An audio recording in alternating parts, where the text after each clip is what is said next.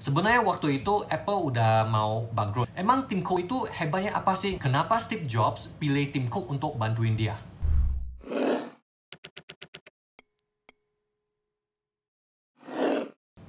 Halo teman-teman, saya Roger. Kita udah ketemu lagi. iPhone 12 udah keluar nih. Ada yang mau beli gak? Seharusnya tahun depan Januari ya udah bisa beli iPhone 12 di Indonesia. Tapi hari ini kita bukan mau bahas tentang iPhone 12, tapi CEO perusahaannya, Timothy Donald Cook, yang biasanya dipanggil Tim Cook. Sebelumnya saya buat sedikit pengenalan dulu. Apple kan dibikin sama Steve Jobs dari nol. Tapi Steve Jobs dipecat dari Apple oleh CEO yang dia rekrut sendiri. Kenapa dia dipecat? Itu cerita yang panjang, intinya dia dipecat lah. Bayangin ya, itu perusahaan yang kamu bikin sendiri dan kamu dipecat dari perusahaan kamu. Sebel gak? Ya udahlah, Steve Jobs kan pengusaha yang hebat kan. Setelah itu dia bikin perusahaan baru namanya Next. Tahu-tahu perusahaan Next ini setelah 12 tahun dibeli sama Apple. Sebenarnya waktu itu Apple udah mau bangkrut. Jadi setelah Next dibeli sama Apple, Steve Jobs dipanggil lagi ke Apple untuk jadi CEO supaya bisa selamatin Apple. Dan Steve Jobs juga pernah diinterview ya sama Michael Dell. Michael Dell itu kan punya perusahaan komputer Dell.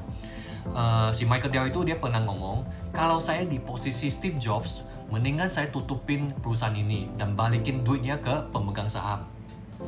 Maksudnya Michael Dell, perusahaan Apple itu udah parah banget. Kamu nggak usah buang waktu lagi untuk selamatin Apple. Tapi Apple itu umpamanya kayak anak sendiri.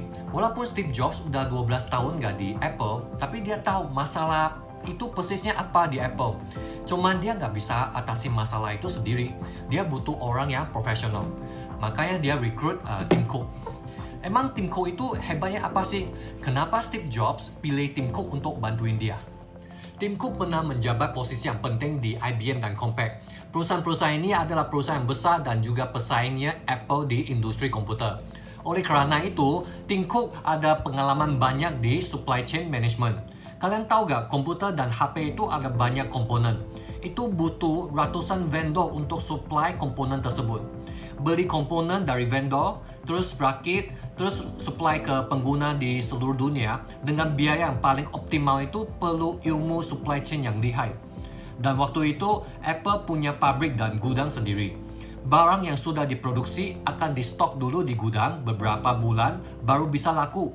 Turnovernya lama.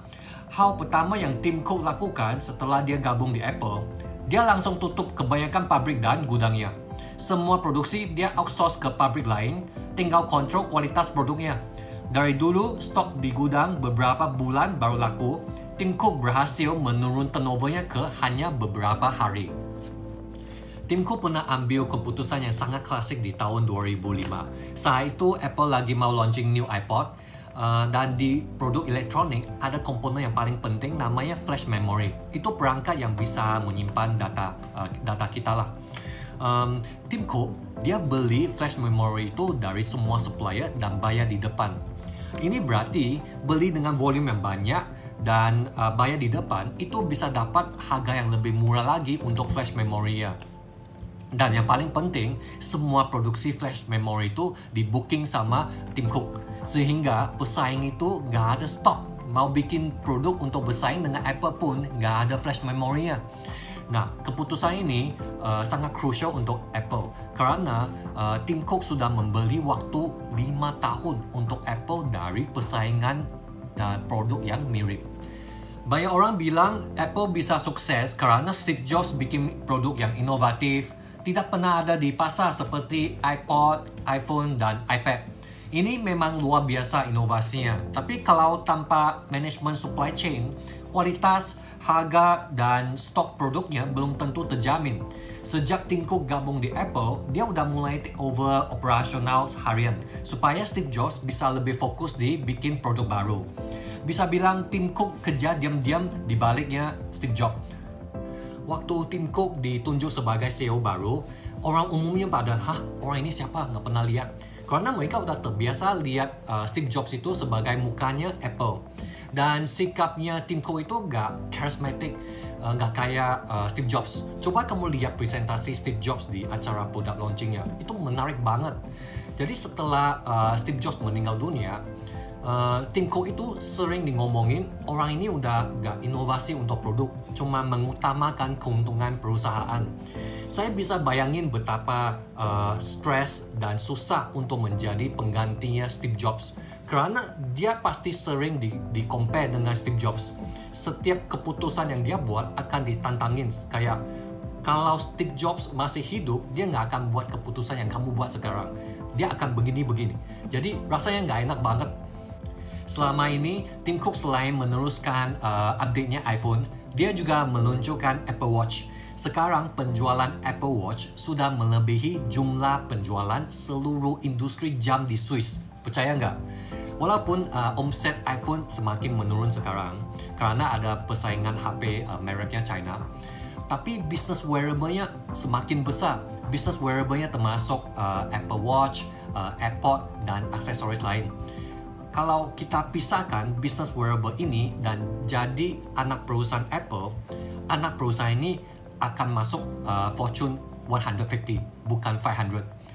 Berarti nilai perusahaannya lebih besar dari McDonald's dan Uber. Jadi kita jangan lupa ya, mereka masih ada jasa subscription lagi seperti Apple Music, iCloud, Apple Pay. Kedepannya makin banyak hardware terjual, penghasilan subscription-nya akan makin meningkat. Menjadi pengganti CEO legendaris itu tidak gampang karena mantan CEO itu terlalu cemerlang. Bukan semua penggantinya bisa kasih nilai ujian yang bagus. Coba kita lihat GE. CEO legendaris itu Jack Welch, terkenal banget. Penggantinya Jeff Immelt mengurus GE itu selama 16 tahun. Nilai perusahaan GE malah menurun dari 400-an miliar sampai 200-an miliar. Steve Ballmer yang menggantikan Bill Gates sebagai CEO Microsoft, dalam beberapa tahun aja nilai Microsoft merosot dari 600 miliar ke 200-an miliar. Waktu Tim Cook menjadi CEO di tahun 2011, nilai perusahaan Apple itu nggak sampai 400 miliar.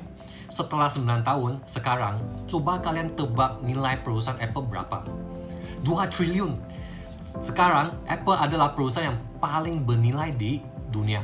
Dan di bawahnya ada Amazon, ada Microsoft, dan Alphabet.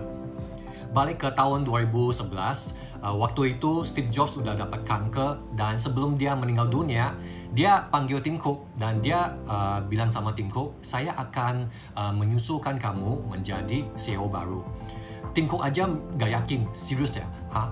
Kamu mau saya jadi CEO? Saya nggak bisa jadi seperti kamu loh. Steve Jobs cuma mengatakan, saya pernah lihat apa yang terjadi setelah Walt Disney meninggal dunia.